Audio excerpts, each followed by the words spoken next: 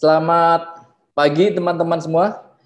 Wah, luar biasa teman-teman masih semangat untuk mengikuti meeting hari ini. Nah, jadi kita ini sudah memasuki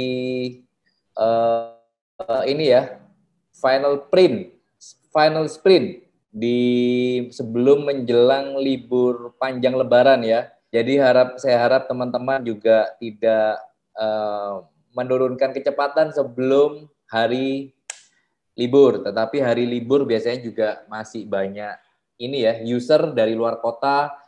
Jadi teman-teman yang kebetulan masih ada di Surabaya dan bisa beraktivitas, harapan saya adalah teman-teman tetap aja beraktivitas, karena banyak juga klien itu yang datang dari luar kota, atau kadang waktu masa-masa begini mereka nggak bisa survei ya. Jadi akhirnya mereka baru bisa survei properti itu di hari libur. Jadi teman-teman yang tetap ingin produktif di masa libur Lebaran, itu masih ada peluang untuk tetap closing. Tetapi kalau teman-teman memang merencanakan liburan, ya nggak ada masalah juga. Nah, kali ini di meeting kali mengubah respon menjadi survei. Hal ini sebetulnya berlaku untuk primary ataupun secondary. Nah, jadi penting sekali teman-teman bagaimana bisa merubah respon menjadi survei. Oke, materi saya. Jadi topik kali ini saya anggap ini topik yang cukup penting karena menurut saya ini adalah salah satu bagian penting dari proses closing.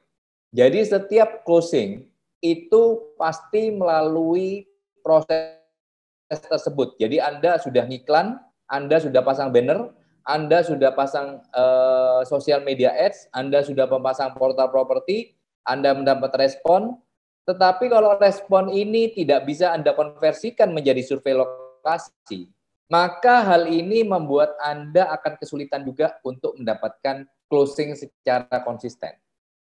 Nah, maka dari itu Anda harus bisa bagaimanapun caranya, respon yang Anda terima itu bisa dikonversikan menjadi survei lokasi.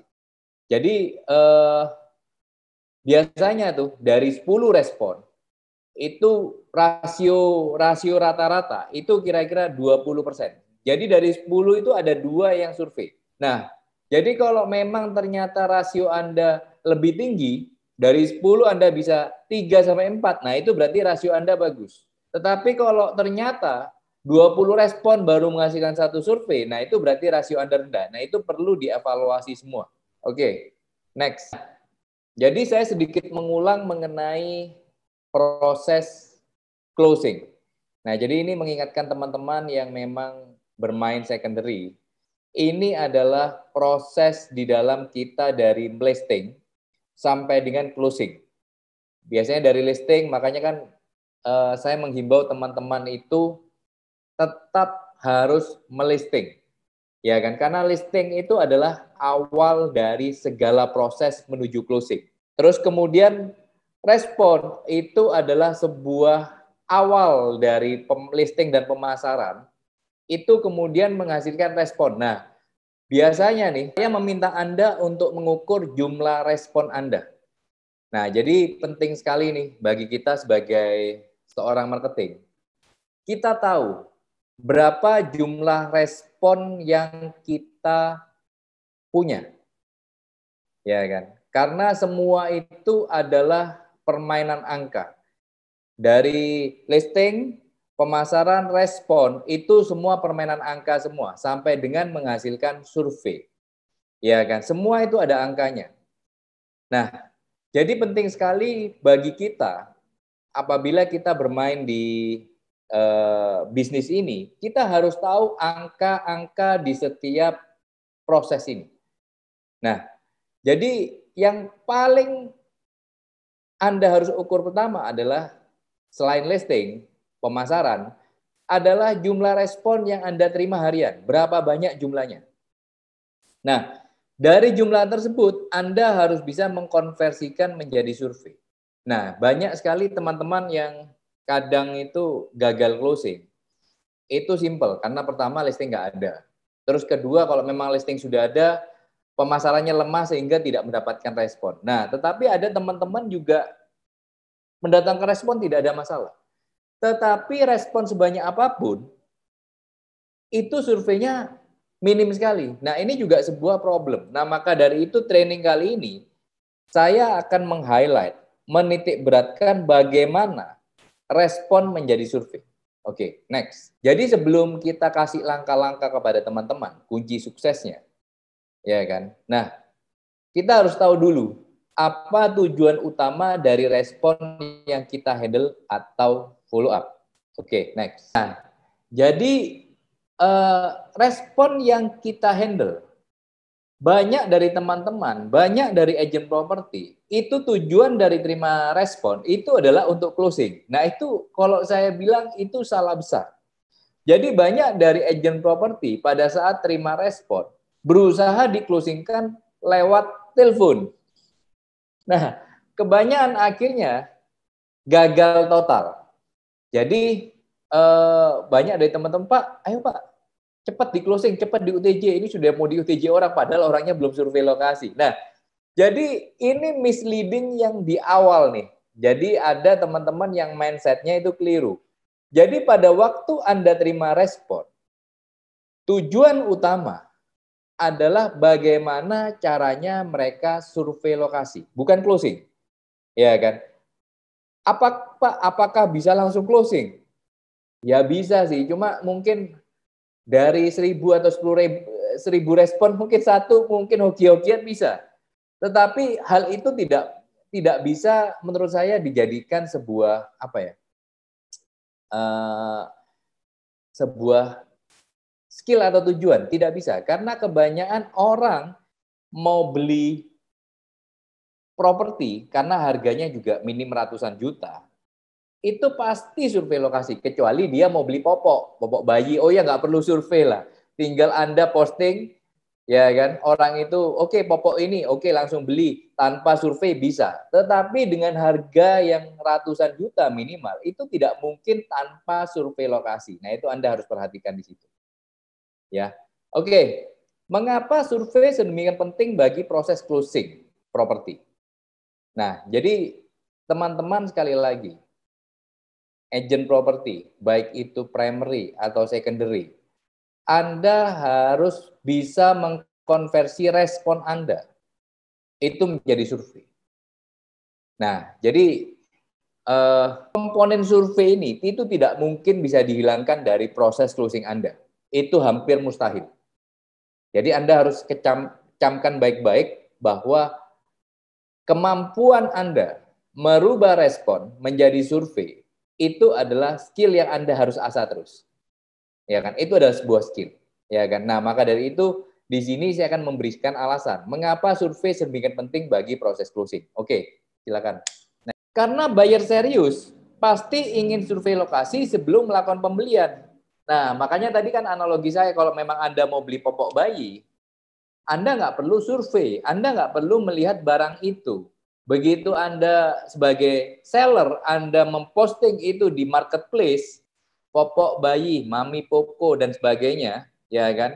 Orang tidak perlu harus lihat barang, tinggal kirim saja ke buyer. Nah, itu tanpa survei lokasi. Mengapa begitu? Karena harganya cuma puluhan ribu rupiah sampai ratusan ribu. Itu nggak perlu dilakukan yang namanya survei. Nah, hal-hal yang sifatnya secara nominal itu tidak besar, itu memang nggak butuh survei. Anda jualan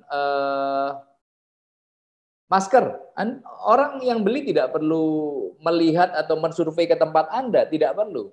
Tinggal tahu maskernya bagaimana, tinggal kirim. Nah, tetapi beda dengan pembeli rumah. Coba Anda pikir, beli rumah sekarang kan minim ratusan juta. Bagi kebanyakan orang,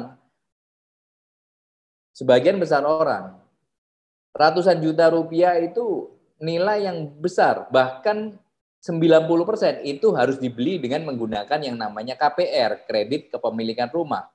Jadi maka dari itu, survei ini merupakan hal yang terpenting karena seorang suami melihat di portal Anda atau melihat di promosi Anda, dia pasti ngajak istrinya, istriku, ayo lihat rumahnya. Nah, lihat istri mengajak suaminya melihat, orang tua mengajak anak-anaknya melihat. Nah, itu pasti dilakukan. Jadi selama saya 15-16 tahun di properti, saya kok jarang sekali melalui namanya closing tanpa melihat itu, hampir tidak pernah. Ada, tetapi jarang terjadi. Nah, oke. Ini ada beberapa cara bagaimana kita bisa membuat respon menjadi survei. Nah, seperti di training saya yang sebelumnya, media follow up terbaik adalah telepon, bukan WA.